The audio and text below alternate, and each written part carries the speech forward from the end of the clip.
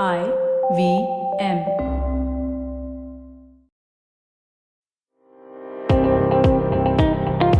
Welcome to All Things Policy, a daily podcast supported by Pragati, a flagship media initiative of the Takshashila Institution. We're a bunch of policy nerds based in Bengaluru, and we like to bring a fresh perspective to Indian affairs and an Indian perspective to global affairs. So grab a cup of coffee, sit back, and join us for today's chat. Hello and welcome to All Things Policy. I'm Anushka Saxena, a research analyst with the Takshashila Institution's Indo-Pacific Studies program, and I'm joined by Manoj Kewalramani, the chairperson of the program. And today we'll be talking about a new thaw in US-China ties. So we already know that US-China relations are increasingly tense because of first the spy balloon incident, following which we've seen dangerous maneuvers in the South China Sea and in the Taiwan Straits.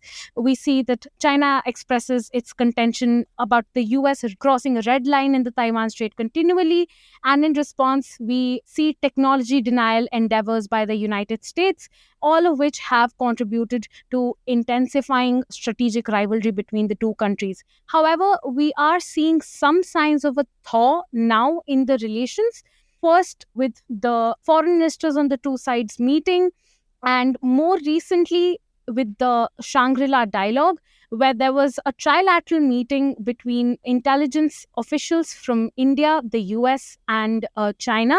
However, and as US Defense Secretary Lloyd Austin said at the Shangri-La dialogue, the handshake that the Chinese defense minister and the US defense secretary had before their individual remarks at the dialogue was simply not enough to indicate that the relations were now okay, and there needed to be serious concerted dialogue and effort on both sides. This is something that Biden also reiterated in his comments just recently, that the countries are now going to witness a thaw and they're going to see more concerted action in a direction where potentially some of the tensions will be eased and guardrails will be developed.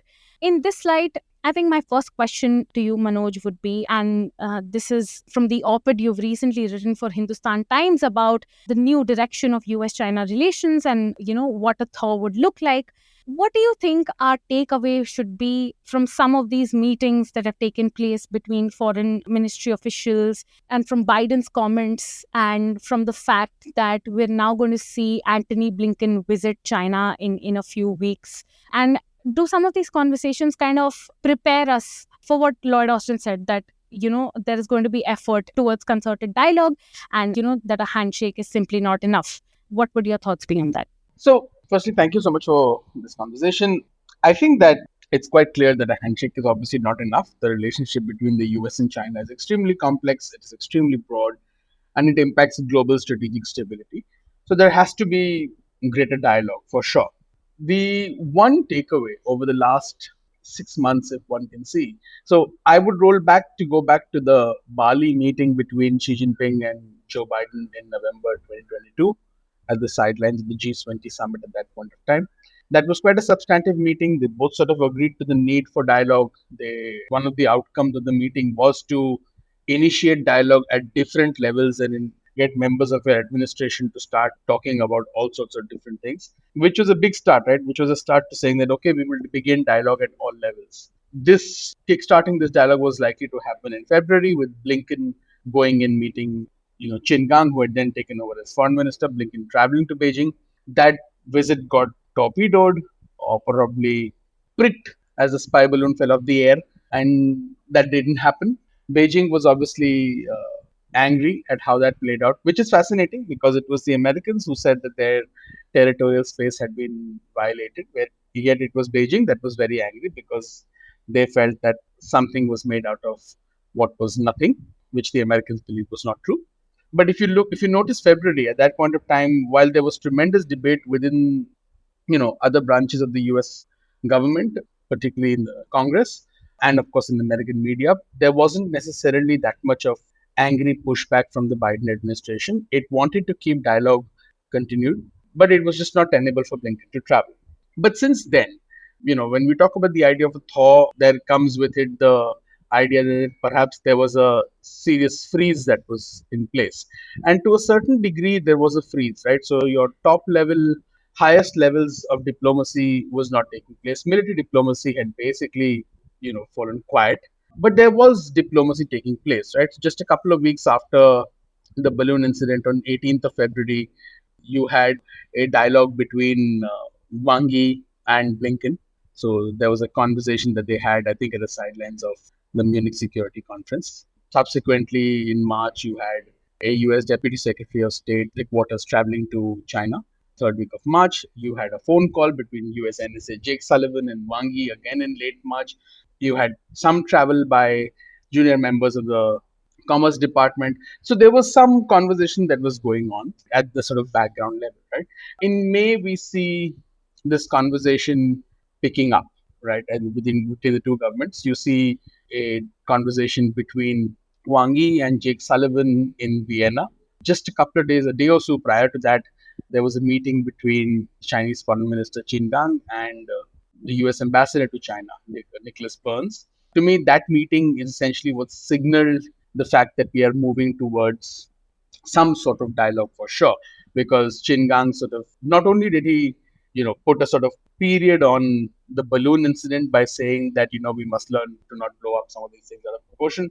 At the same time, he also expressed what was seemingly what the US had been saying, that, hey, look, the relationship is going down a spiral. We need to have guardrails. And he specifically, in the readout following that meeting, said something to the effect of how stabilizing ties, avoiding a downward spiral, and preventing accidents should be top priority. So I think there was an echoing of what the American position had been. Of course, although Chinese position is much more broader than just the fact that we need guardrails. So you saw that this was happening. You subsequently in May, you also had the CIA director quietly visiting China in a visit that was not reported until very recently, after when the Financial Times broke the story. So you're seeing now senior level government officials meeting, and now, like you said, that there is a conversation that's likely to happen with Secretary of State Blinken likely to travel again to China. So you're seeing some sort of high level dialogue resuming. Is it the structural, substantive dialogue that existed years ago? No. But is it some resumption of dialogue from what was a position of no conversation to some informal conversation or behind the scenes conversations?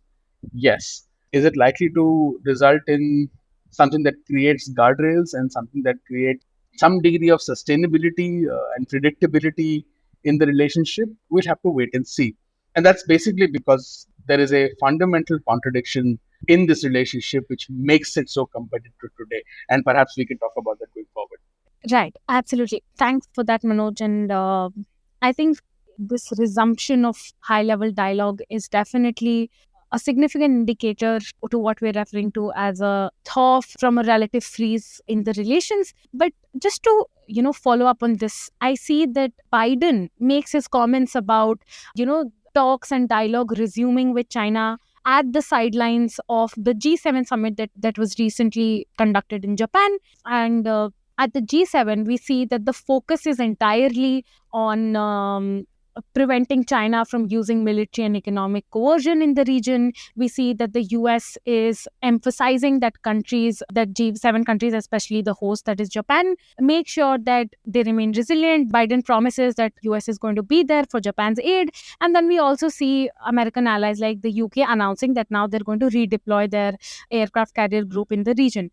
So all of this are obviously actions that irk China, and it's obviously, again, one of the things that China sees as, or one of those actions that China sees as pertinent for the US to stop, for the guardrails to come up and for them to talk about constructively and negotiate on. And we see some of these sentiments reiterated in Lloyd Austin's speech at the Shangri-La Dialogue as well. And then the other thing is that China also says that the sanctions against Li Shangfu to be taken down for constructive diplomacy to be resumed. So I guess my question to you is, do we see any of these sides budge? Can we likely see this concerted effort towards thawing and dialogue and constructive diplomacy actually come about as a consequence of one of the sides budging? But before that, I think my question is, will that actually happen? Will one of the sides budge? Yeah, I mean, it's difficult to predict whether they will be budging, but I think that the objective is to talk about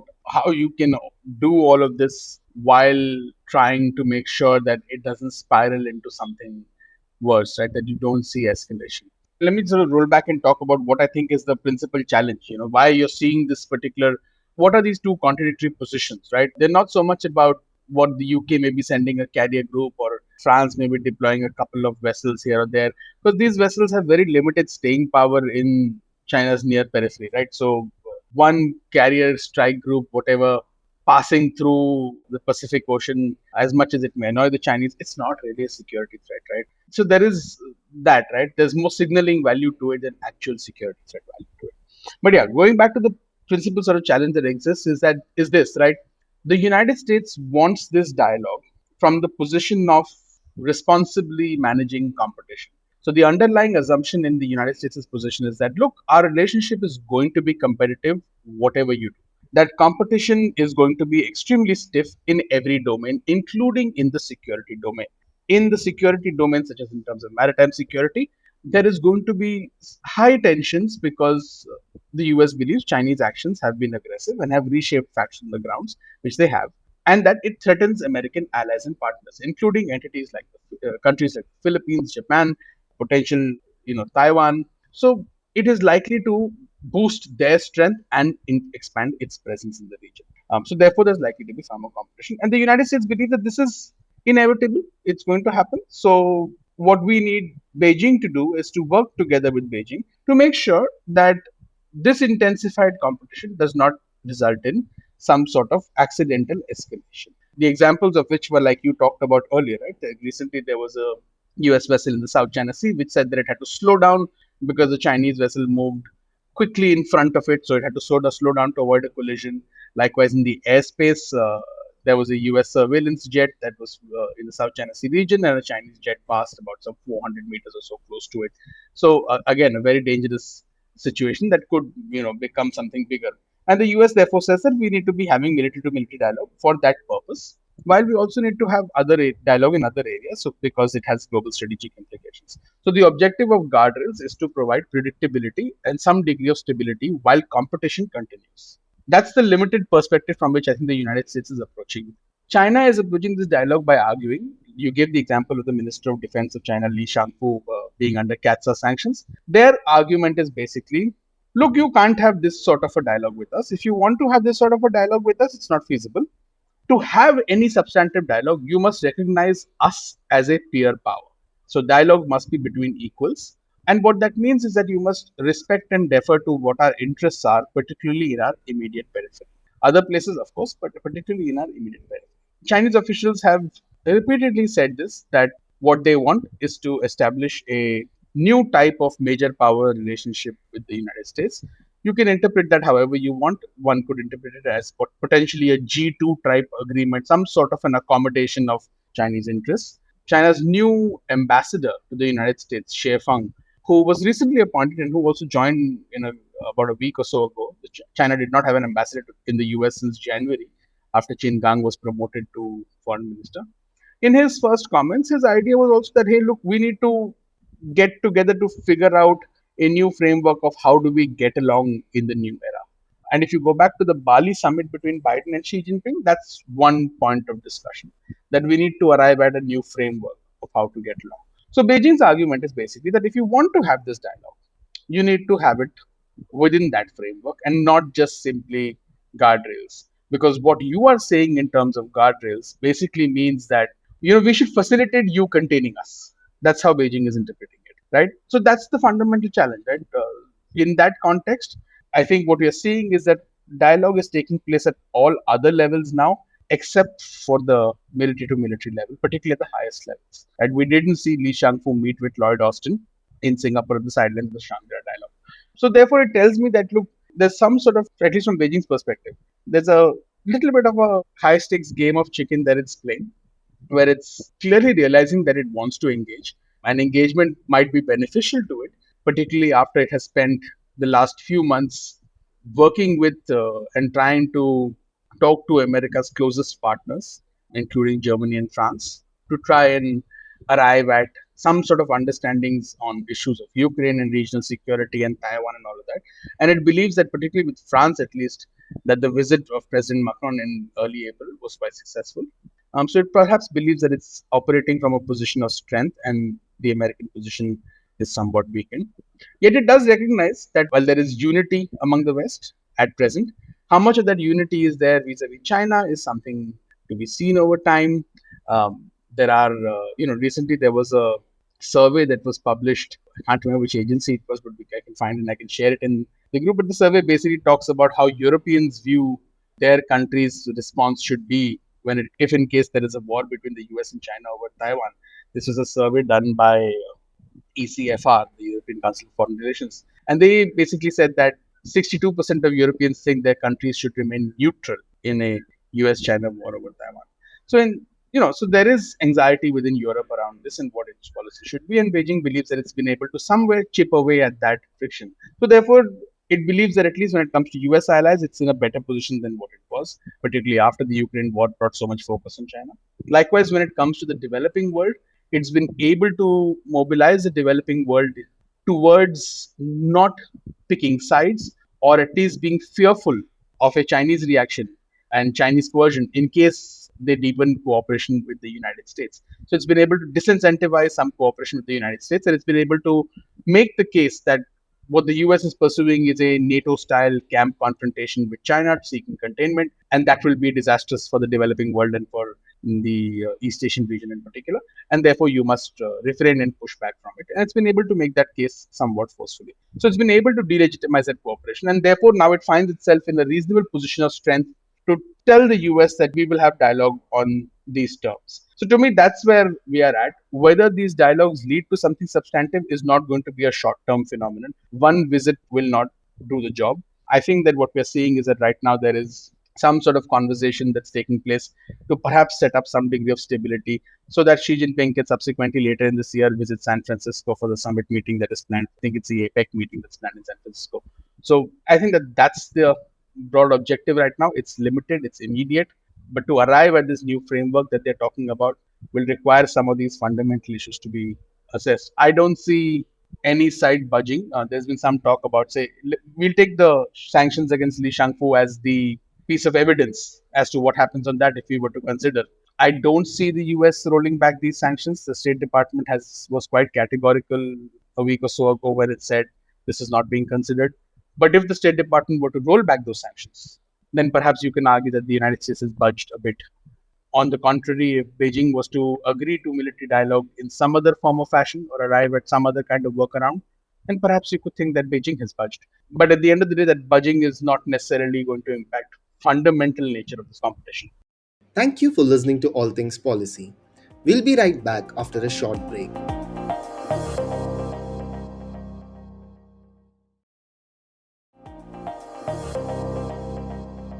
Lord Austin was also very categorical at the Shangri-La dialogue, where he said that even I'm sanctioned in Russia, but that doesn't, prevent me from making conversation with my Russian counterpart because it's essential.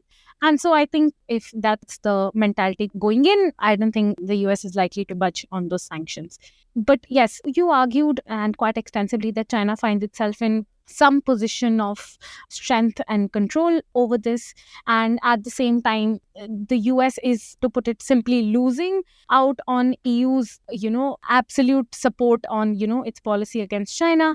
And at the same time there is some skepticism within the EU as well on how to respond to China in a manner that doesn't necessarily align with the US, but at the same time is a coherent EU policy and addresses the fact that there is no reciprocity in the EU-China relationship. And I think these were things the ECFR survey itself said. It also said that EU has genuine concerns over China's violations in international law, and these are things that a coherent EU policy has to address rather than just kind of lying on the back of what US's policy towards China is. So on both of those fronts, on your first assertion that China finds itself in position of strength, when we look at dangerous maneuvers in the South China Sea, for example, And the US says that this is why we need guardrails so that incidents don't spiral out of control. And we see China responding to that by saying that this was perfectly normal, this should have happened. We chased a power that has no business being in the region out. And so we don't need guardrails for this. This was a perfectly normal interaction. Do you see China kind of exploiting its position of strength in a manner that stops any dialogue from going forward, even as we see these high level meetings happen, even as we see Xie Feng meeting with the Secretary of Treasury and other officials in the US? Do you think the action, the reality on the ground is going to prevent any US ambitions on guardrails becoming a reality? And on the second front, which is the EU, what exactly should we make of the fact that EU opinion is now that we should stay neutral on a US China conflict? Does that significantly weaken more America's position vis-a-vis China, or does that give the US an opportunity to incentivize the EU to find creative methods to incentivize the EU to come back on track in this relationship and, bring back the glorious kind of unified West, so to say? Difficult questions. Firstly, I think numbers are fun thing, right? You can interpret them how you want to. So I could say that 60% of people don't want to stay neutral in the US-China war. What does neutrality mean if the US is to invoke NATO Article 5? What options do you have? Also, I don't see this survey as having been done over a period of time. So, we don't know whether that has been an increase or a decrease. But what it tells you is that nearly 4 in 10 Europeans are willing to participate in the war over China, despite the economic engagement and despite statements by European leaders saying things like, "Look, that may not be our problem per se, right? Taiwan may not be our problem." So again, it depends on how you want to interpret the numbers.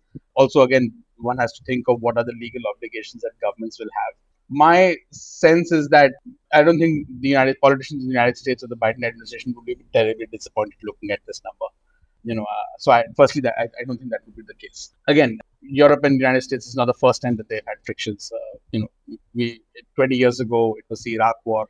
There was deep frictions over Syria, over Libya. So it's not one thing. So that's my sort of short answer to that. And I don't think we should read too much into the number. It's a useful data point. It's a good data point to talk about, but I don't think we should read too much into it. So the Chinese will obviously read something into it, and they'll be probably making the case that, hey, look, European leaders, your populations don't want these wars. You call yourself a Democrat, then you must step away and all of that. So it's a good sort of talking point in that sense. In terms of the broader relationship, I don't see United States is actually working with its allies on what are right now low-hanging fruits on trade, on technology, on investment screening with regard to China. And those are the areas where there is far more agreement, where they're actually getting the countries together. Despite it, there are huge, even on those, there are differences that exist between them. And those differences are likely to persist, right? Because the US is investing in a lot more domestic capacity, right? Whether it's through the CHIPS Act, whether it's through the Inflation Reduction Act, a lot of it is investment in domestic capacity, which is also impacting European economic viability, right? Firms are moving to the United States and things like that. So and Beijing is playing up that narrative for Europe. So I think that you're going to see that friction persist. This is not going to be smooth because there are so many different interests that are intertwined. So you're going to see that friction persist between the two sides. So yeah, that would be sort of my brief take on what I think is happening between the EU and the US with regard to China. What was the other part of your question? That was about China's, as you argue, the position of strength and how likely is it to kind of generate both narrative and action that hinders the process of dialogue. I mean, I just used the example of how China was Okay. kind of perform that maneuver, and the US thought that is exactly the kind of thing that we need to prevent. So yeah, I think that, look, what China is essentially doing is sort of talking in areas where it believes its immediate interests lie, right? It views essentially US policy as one of containment. So what China's approach has been is that if US policy is of containment, then China needs to try and find ways to break through that approach to containment. Part of that is disincentivizing other countries from partnering with the US, and part of that is creating incentives and opportunities for other countries to work with China. So you saw Li Shangfu's speech at the Shangri-La Dialogue, and as much as it was a critique of the United States, he was also offering what China can do for other countries. Right? He talked about the Belt and Road Initiative being this big boon for livelihood issues and addressing livelihood issues. He talked about how BRI projects have allowed access to water and goods for other countries. He talked about Chinese peacekeeping. He talked about other things around potentially new drills that China can conduct. It can sort of talk to different countries that will be willing to participate in bilateral and multilateral drills. And interestingly, there is a drill that is happening, I think, with Indonesia being the host, with China and the United States both being party to that. It talked about shaping new security rules which are more equitable in terms of global governance. It talked about the fact that he talked about how the fact that issues that we can't resolve at the moment, we should find ways to sort of talk candidly, but not let them impede overall development of ties. He talked about using organizations like SICA, SCO, and whatever, and trying to find how their working groups can be strengthened. So there is a lot more that he's saying that China is willing to do in the region to try and leverage opportunities while it is disincentivizing partnerships with other countries. I don't think Beijing necessarily wants to impede dialogue across the board.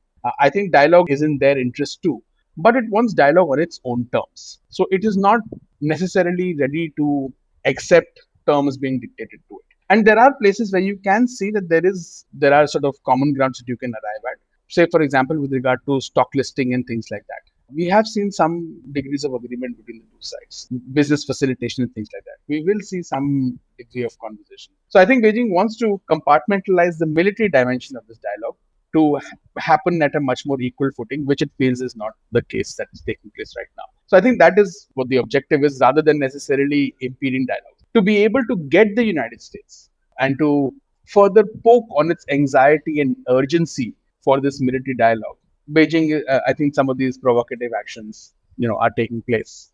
And I think all of this is, there was an article a couple of days ago in the People's Daily by the Political Works Department of the Central Military Commission, in which they quite clearly articulated how the military is an important tool of statecraft, and you must use the military in concert with diplomatic initiatives to achieve political objectives. And I see this use of slightly dangerous maneuvering as serving that end, which is to get the US to the table as equals, however Beijing defines it as equals. If you see even at the Shanghai dialogue, a lot of the side sessions also, former US ambassador, former Chinese ambassador to the US, his message was that, well, if you want to do something for peace and stability in the region, just leave. If Europe wants to do something for peace and stability in the region, don't be present. And, if you come too close, then, tensions will happen. So they're basically setting the baseline for the United States to step back if it wants to have dialogue. Other than that, this will continue. So to me, that's the sort of that's why I define it like a high stakes game of chicken. They're willing to engage in some degree of escalation to get the US to step back, knowing fully well that this is American anxieties. Now, this also works for the Americans to some degrees because it allows them to keep making this case in public that Beijing is being the irresponsible actor in the region, not us. And that's why, doing this at the Shanghai dialogue is important, because that is where the rest of the region is present. And you're telling the rest of the region, we're not provoking, they're provoking. So it allows you to also wrest the narrative away from China. So yeah, so both sides actually, to some degree, have, at least in this moment, see that this business of, poking each other is working. But at the end of the day, countries in the region would basically want them to get together and talk. And we have to wait and see if that actually happens. Right. It's definitely an extremely dynamic and nefarious situation. And I mean, just on a side tangent, Li Shangfu's speech at the Shangri-La dialogue was the most full of contradictions and in tandem with Chinese style, obviously. One of the most ironic speeches at the dialogue. And, you can make anything out of anything. Them talking about justice and talking about how neighbors fight sometimes, but all you can do is consult, and that the consultation is the only option for you to actually resolve some of these challenges. And then you see how that rhetoric never matches with the reality. But all of the PLA personnel present at the conference kind of carried out was to undermine, as you said, American engagement with the region.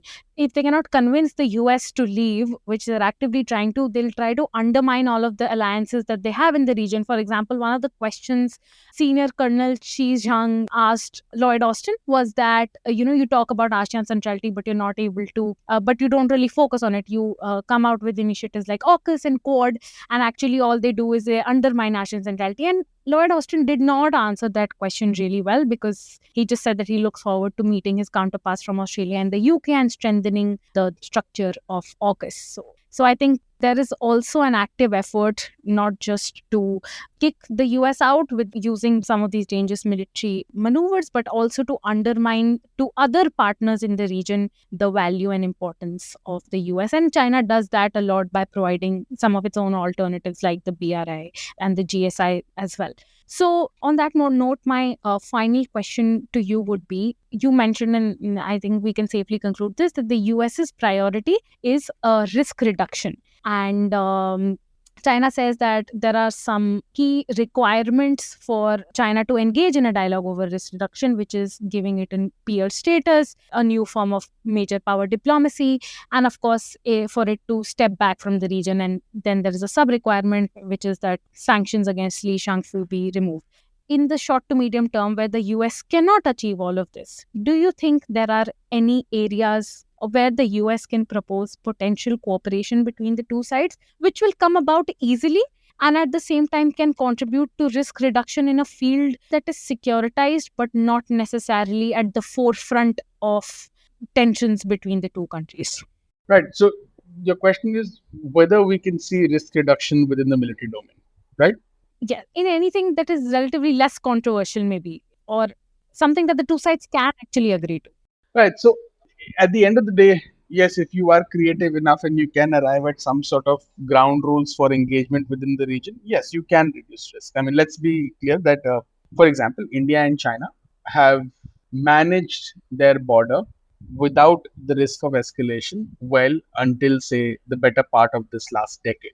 And since then, it has worsened. So it just shows you that yes, if you do engage with sincerity, and if the interests align, you can actually come up with parameters where you can actually reduce risk.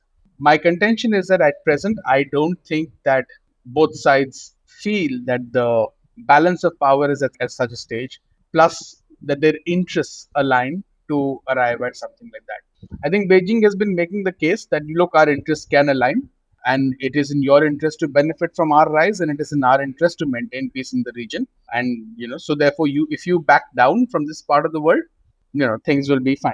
And and this is not, and for example, one of the arguments that even Li Shangfu made in responses to people was that what freedom of navigation, whose freedom of navigation has been impeded in the South China Sea? So why would you make that point, right? So that's the Chinese argument, that where is the case for you to intensify your security engagement in the region? The American argument is, well, you provided us with the case to intensify our security in the region by provoking countries in the region, by building these artificial islands in the South China Sea and militarizing them after you promised us that you would not militarize them.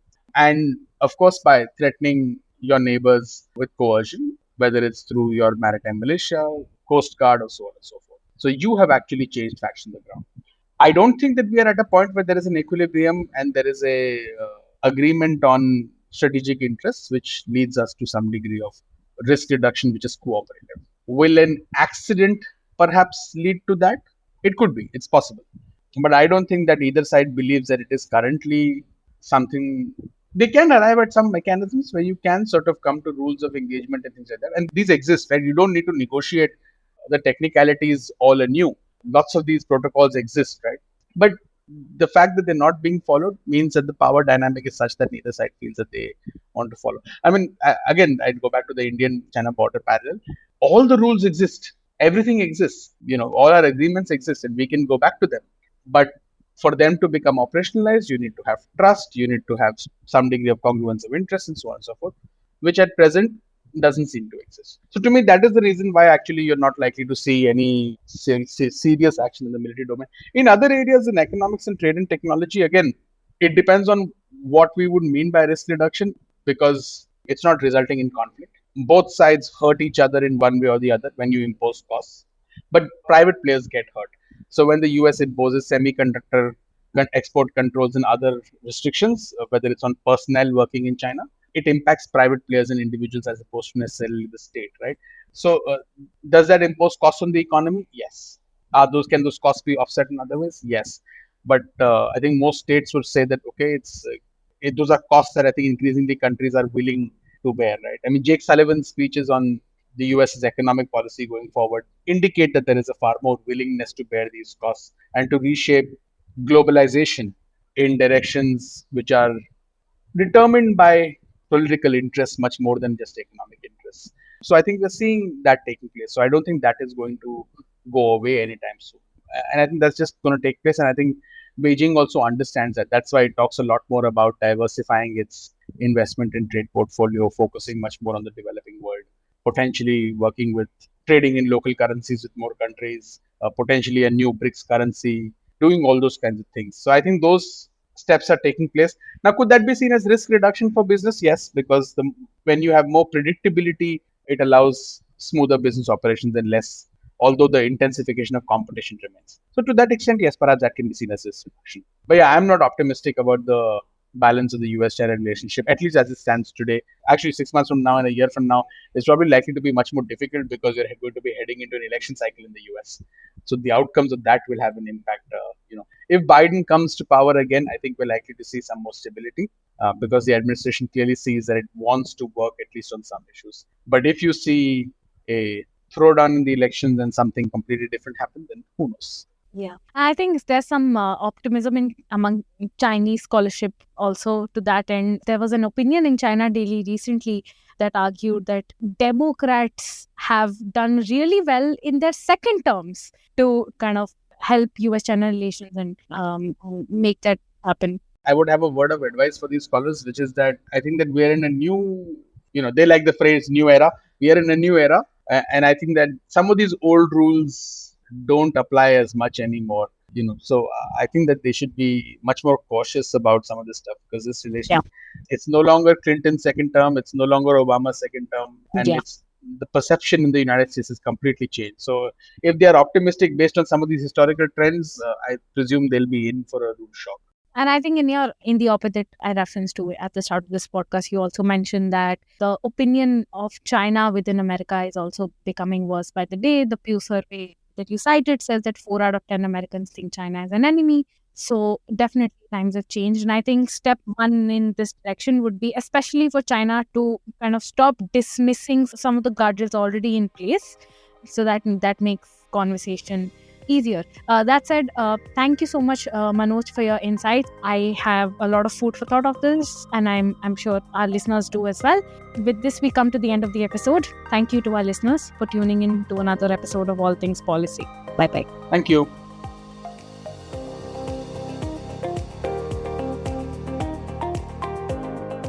If you liked our show, don't forget to check out other interesting podcasts on the IVM network. You can tune into them on the IVM Podcast app, ivmpodcast.com, or wherever you listen to your podcasts. You can also follow IVM on social media. The handle is @IVM Podcasts on Twitter, Facebook, and Instagram. And hey, if you'd like to dive into Takshashila's research on technology, strategy, and economic affairs, check us out at our Twitter handle @TakshashilaINST or our website takshashila.org.in.